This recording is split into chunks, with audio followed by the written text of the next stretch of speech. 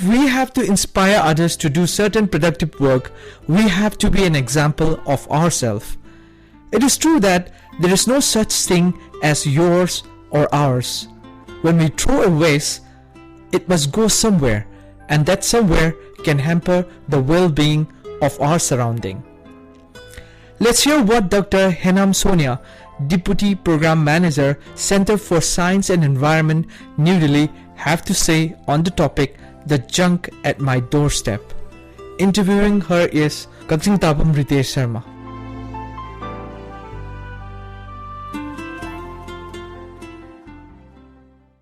Sonia is here again to update on solid waste, which is one of the big concern for a country like India, keeping into perspective like our state Manipur as well. Thank you, Ritesh and All India Radio for inviting me again. It is my pleasure to be here, and I would be happy to share whatever I know about solid waste. So first of all, they don't tend to think much about this, but it's one of the big concerns in our state as well as in our country. So if we have to identify or if we have to define solid waste, what is solid waste and what are the types of it? Before I go what solid waste is, I would like to inform that in India, we have rules regarding solid waste. The name of the rule is called Solid Waste Management Rule 2016, which was notified by Ministry of Environment, Forest and Climate Change in 2016. So according to this rule, there are various definitions, and I would like to define how the definition of solid waste is.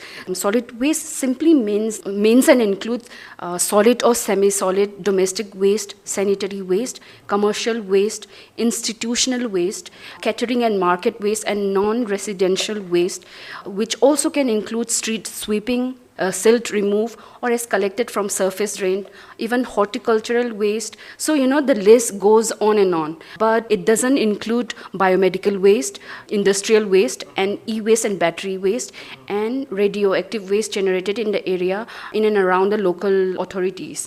So, this is a definition of solid waste. As per the Waste Management Rule 2016. So, in this rule, they have given various provision regarding, what type of waste it is. So, I would like to mention that under this rule, waste has been divided into 3 streams, which is biodegradable, which is also called wet waste, non-biodegradable or dry waste, or domestic hazardous waste. So I would like to give an example of wet waste. So wet waste simply means food waste that you generate from your household. Then dry waste could be anything including plastic, paper, glass, metal, etc. And non-domestic hazardous waste means your sanitary napkins, then diapers, etc. Even expired medicine comes under domestic hazardous waste. These are some of the types of stream that has been given under this rule. And under this rule, other main provision is the generator has to segregate. The onus has been given to the waste generator, which includes even household, institutional area, or even bulk generators. So in this rule, various important provision has been given, and one I would like to mention is segregation, because segregation of waste is a necessity and is a mandatory under this rule, and every household including bulk generator such as institution has to segregate waste at source. If they can treat at the site, well and good, but for example if a household cannot treat, then again the disposal, collection and treatment has been mentioned in this rule. When you mentioned that comes the role of stakeholders, when we cannot dispose the waste on our own, they come and collect the waste that we throw it out or where we have disposed it. There must be a way of treating this solid waste. So how does this process work of treating such kind of solid waste?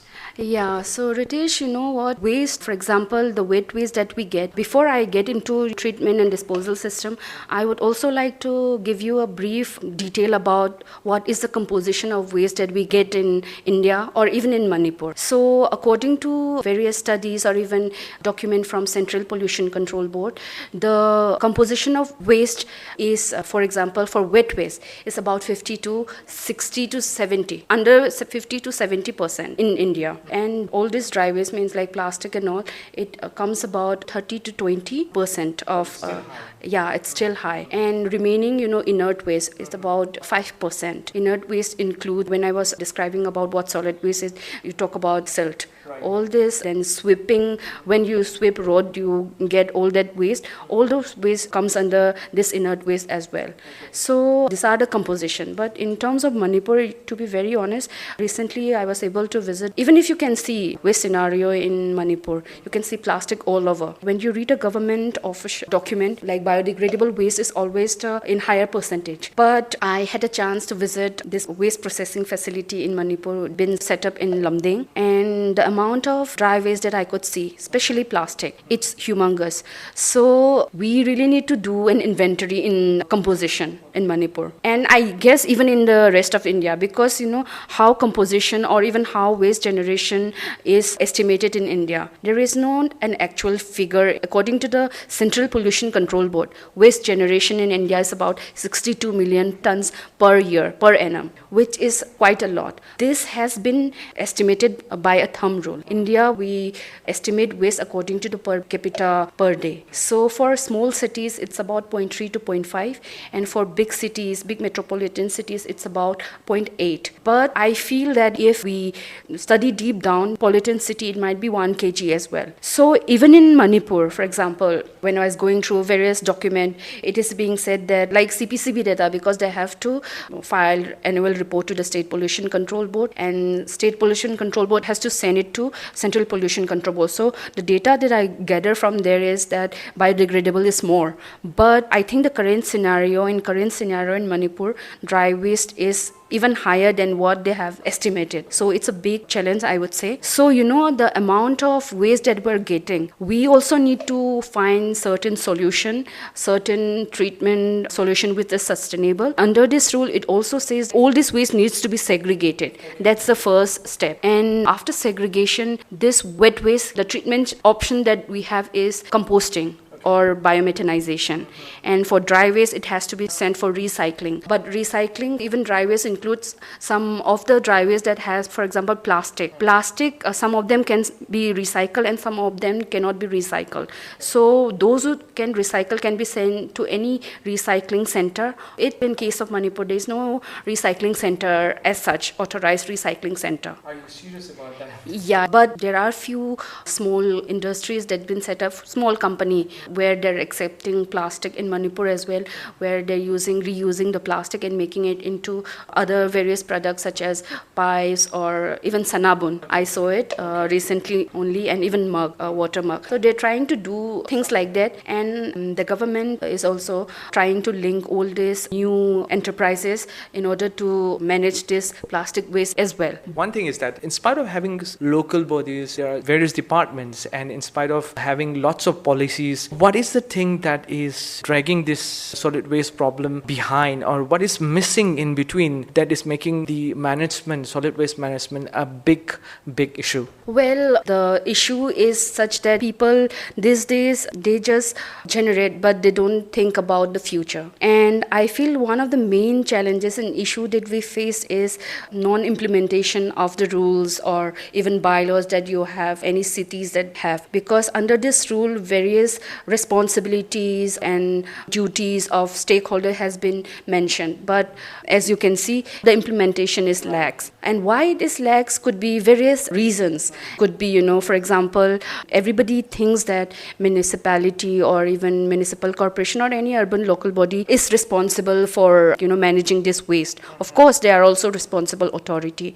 But waste management is such that you can't manage itself by one authority. It has to be a collective effort of all stakeholders, including household, common people such as us, and of course various ministry, ULBs and NGOs involved. In 2017, on World Environment Day, they have sent out a notification to all the ULBs to state that segregation is mandatory for all the municipal corporation in India. It was sent out in 2017. But if you see the status, of course government data has, because of Swachh Bharat mission, people are aware that, there is something called Swachh Bharat Mission, which talk about cleanliness. But for waste management, what I feel is that, this is my personal opinion, waste management is all about behavioral change. For example, when you ask someone to segregate, because according to the rule it's a must, but no one is segregating. There are few cities which are doing really well. Sikkim is doing well, but more than Sikkim, I feel, there are cities in India such as Alapura. It's in Kerala. They are segregating since 2012. Then there is another, of course, Indore has started segregating, but they have a centralized system. I would also like to explain what decentralized means. We believe in decentralized waste management system, which simply means that you segregate, then you treat your waste at the source. So why people are pushing decentralized waste management is simply because most of the fund or finance that any municipal corporation spend is on transportation. So if you have decentralized system and if you're treating waste at source, then you are saving the transportation cost. So one such example is Alapura, just the one that I was mentioning. It's also called LEP before. It's in Kerala. If I may tell you about this, I worked in Center for Science and Environment. So we have been collecting data on ground for the past 4-5 years. Even when Swachh Bharat Abhiyan came, we came out with a report called Not in My Backyard, which discusses about the best waste management practices in the country. So then it was released in 2016 by the Minister of Urban and Housing Affairs, Venkaiah Naidu, that time. We have surveyed 14 cities of India, under which LAP is one of them. And why we are pushing LAP is because they have a decentralized system of waste management. Decentralized is cost effective, but centralized, it's mainly for a city like Delhi. You need centralized system. But decentralized could be done even in Manipur, I feel.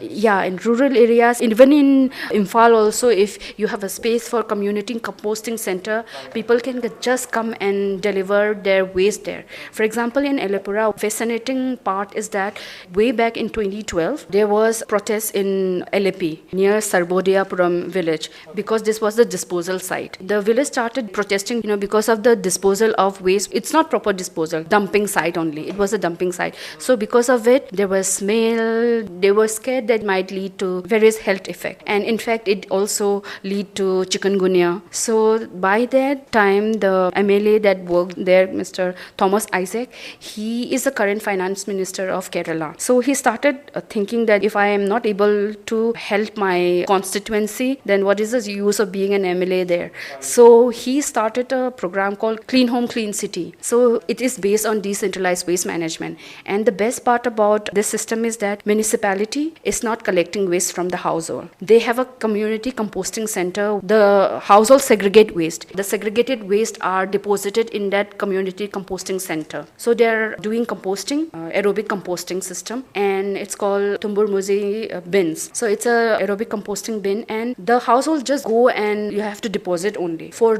those who doesn't want to go to community composting center, they also have do home composting. Then they have given various other types of composting such as pipe composting, especially in that area. And now even in Thiruvananthapuram they are using it, and the government is given subsidy. So that's how it started working. Households are doing their work. In every part of India, if you see, municipality is collecting waste from the household. It's their responsibility. And even in this rule, the municipality has to collect and transport waste, segregated waste from the household in a designated vehicle. And even the vehicle, in the rule, it says that it has to be compartmentalized in such sense that, you don't have to mix waste after getting segregated waste from the household. So in the rule, it is there. But sometimes when we deal with people on the ground, there is concern in the sense that even if I'm segregating, the collectors is mixing it. So what's the use? But what I feel is that we are saying that, you have to segregate. Then if you can treat the wet waste in your house, you can do home composting. There are various easy methods available these days.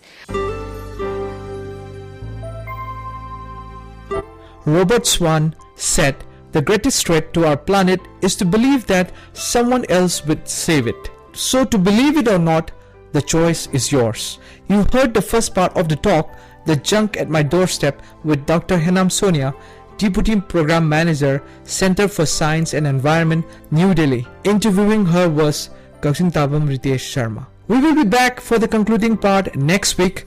Until then, take care. and stay clean.